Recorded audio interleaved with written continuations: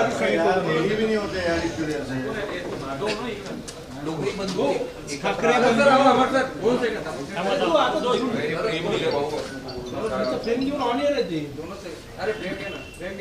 ठाकरे बंधू एकत्र येण्याची घोषणा केलेली आहे।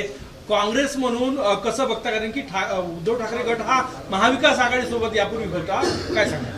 नाही, असं आहे, आता नगर परिषदेच्या निवडणुका झाल्या, त्यामध्ये महाविकास आघाडी म्हणून सर्वात मोठा भाऊ काँग्रेस ठरलेला आहे, हे आता सगळ्यांच्या पुढे आलेलं आहे। आणि त्यामध्ये सुद्धा आम्ही काँग्रेस आघाडी न करता लढली होती आणि त्यामध्ये आम्हाला मिळालेली एकूण मतं आणि नगराध्यक्षपदाचे उमेदवार असतील किंवा नगरसेवक म्हणून या दोनही पक्षापेक्षा अधिकचं यश आम्हाला मिळालं। हे यावरूनच आता स्पष्ट होते की काँग्रेस कार्यकर्त्यांची भावना आणि भूमिका या स्थानिक स्वराज्य संस्थांच्या मध्ये आघाडी न करता लढण्याची आहे। राहिला मुंबईमध्ये उद्धवजी आणि राजजी जर एकत्र येत असतील, दोन भाऊ, तर नक्की आम्हाला आनंद आहे। एक कुटुंब एकत्र येऊन जर निवडणुकीच्या माध्यमातून एकत्र येत असतील आणि एकत्र लढत असतील, त्यामध्ये आम्हाला दुःख होण्याचं काही कारण नाही। आणि आम्ही त्यांना शुभेच्छाही देतो आणि त्यांना या निवडणुकीमध्ये यश मिळो अशी भावना सुद्धा आम्ही व्यक्त करतो। पण एक लक्षात घ्या की काँग्रेसची पूर्वीपासूनची भावना ही मनसेबरोबर जाण्याची नव्हती, तर शिवसेनेबरोबर आणि शरद पवार साहेबांबरोबर जाण्याची कालही भावना होती, आजही आहे आणि उद्याही राहील। त्यामुळे आम्ही ते दोन भाऊ एकत्र लढतायत म्हणून आमचं काय होईल ते आम्ही बघून घेऊ।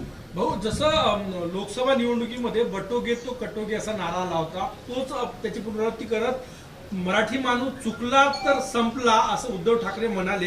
याचा दुसरा अर्थ असा होता की मराठी माणसांनी आम्हाला मतं द्यावे, काँग्रेसलाही मतं देऊ नये, भाजपलाही मतं देऊ नये। नाही, मराठी माणूस तो विचार करून निर्णय घेईल। पण एक आहे की मराठी माणूस महाराष्ट्रावर मोठ्या प्रमाणात अतिक्रमण चाललं आहे, भाषेवरही चाललं आणि प्रांतावरही चाललेलं आहे, हे काय लपून राहिलेलं नाही। मी जरी काँग्रेसचा जरी असलो तरी ती वस्तुस्थिती आहे।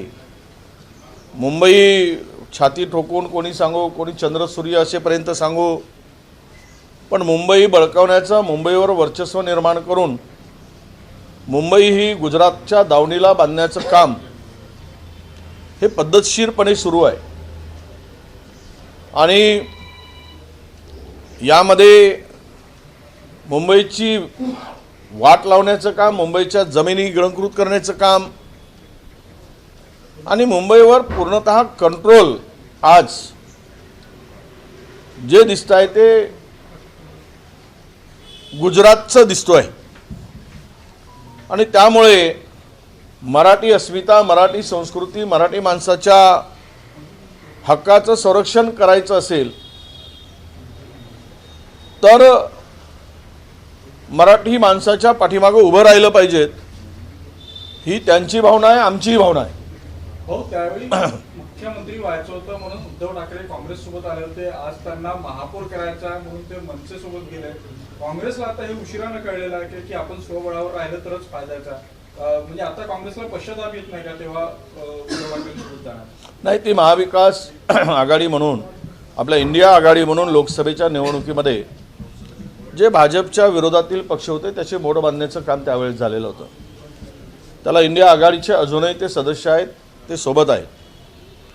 तुम्ही प्रत्येक गोष्ट लोकसभेच्या, विधानसभेच्या निवडणुकीशी, स्थानिक निवडणुकाशी जोडणं, उद्या ग्रामपंचायतमध्ये युती का झाली नाही असंही विचारणार तर याचं उत्तर आमच्याकडे असणारच नाही।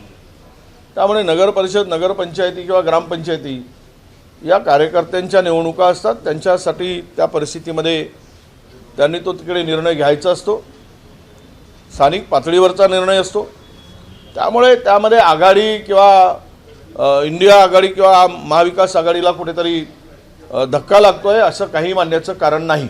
उद्धव ठाकरे जे बोलले आहे ना, सगळे पक्ष बाहेर पडून महाविकास आघाडी अबाधित आहे असं उद्धव ठाकरे बोलले. म्हणजे उद्धव ठाकरेंना म्हणण्याचा उद्देश आहे की महाविकास आघाडी म्हणजे उद्धव ठाकरे नाही असं पुढे म्हणले. ते म्हणले महाविकास आघाडी म्हणजे सर्व पक्ष. आघाडी कशाला म्हणायचं, महा कशा शब्द आणायचा.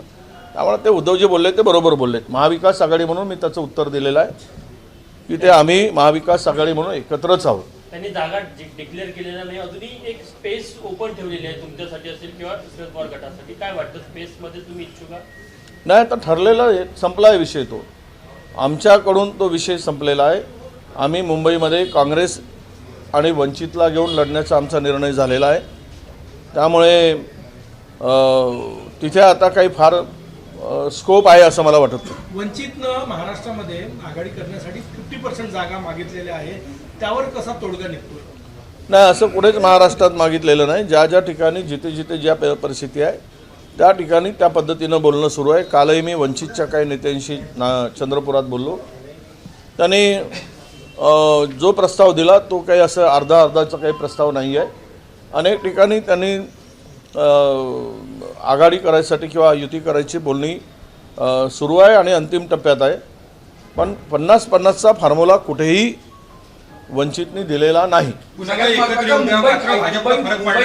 काँग्रेस स्ट्रॉंग आहे म्हणून तिथे वंचित येत आहे, पण अकोल्यात मात्र वंचित काँग्रेस सोबत येण्यास तयार नाही आहे. तशी युती कुठल्या तर समोर येत आहे.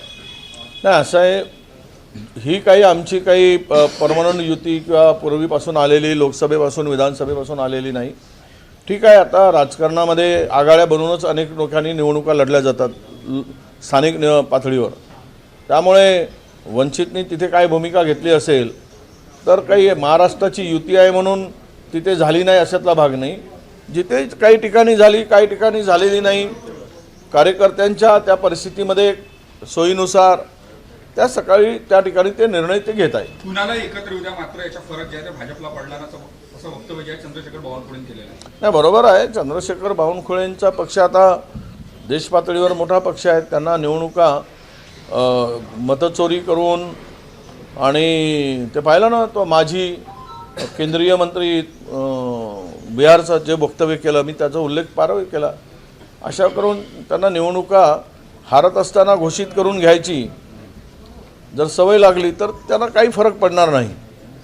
पण आता पैसा आहे, प्रचंड यंत्रणांचा वापर आहे, त्यामुळे त्यांना काही फरक पडणार नाही कोण किती आले तरी.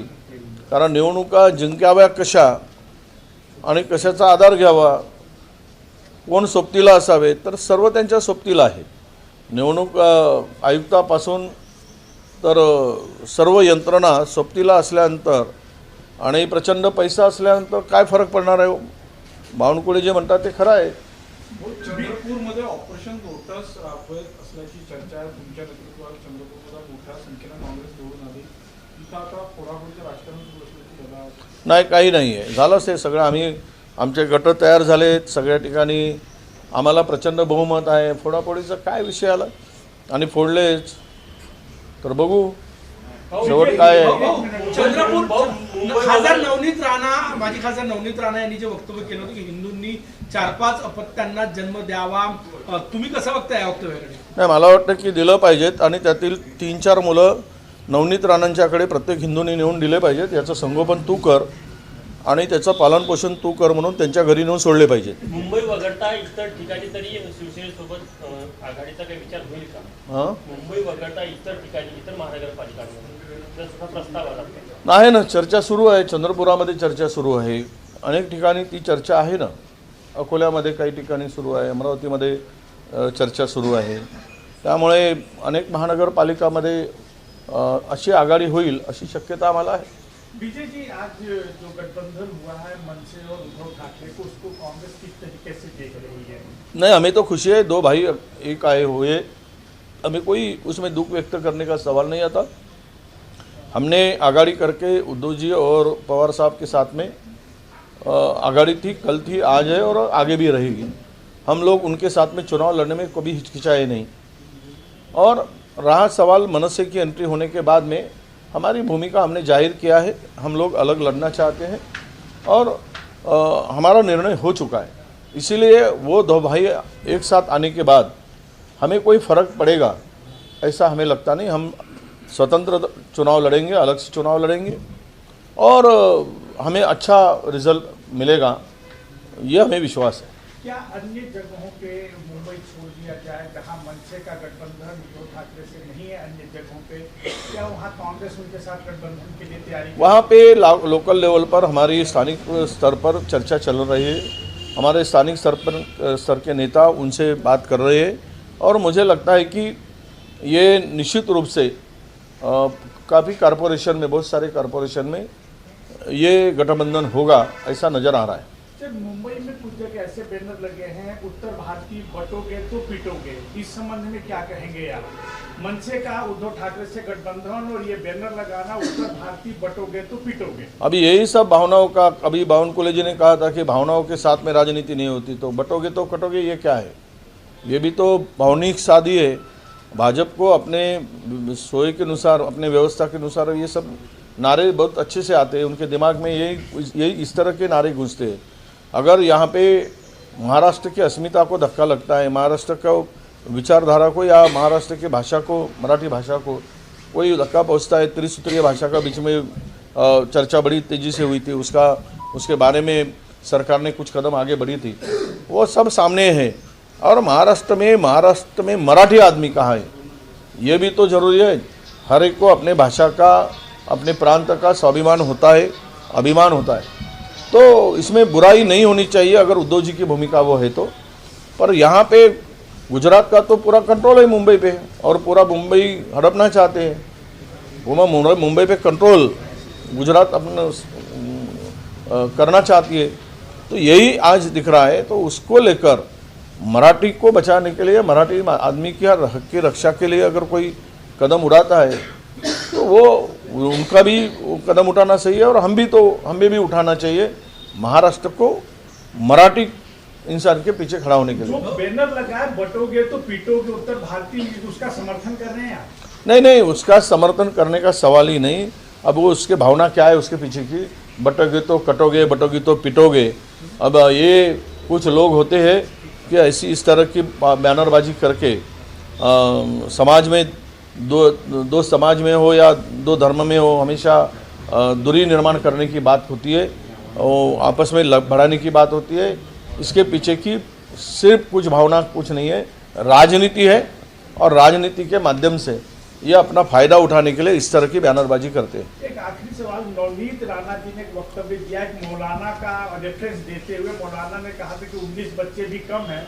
उन्होंने कहा हिंदुओं को भी 3 से 4 बच्चे करने चाहिए। नहीं, 4 बच्चे जरूर करना चाहिए, मैं समर्थन करता हूँ।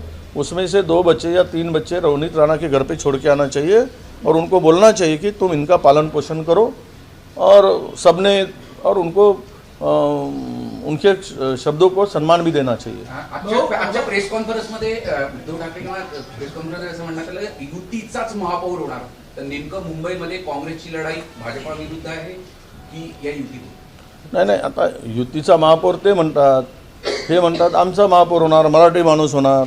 आम्ही भाजपबरोबर जाऊ शकत नाही, परिस्थिती असेल त्या परिस्थितीमध्ये आम्ही निश्चितपणे त्या परिस्थितीमध्ये आमचा महापौर करू आणि आम्ही एकत्र राहण्याचा प्रयत्न करू।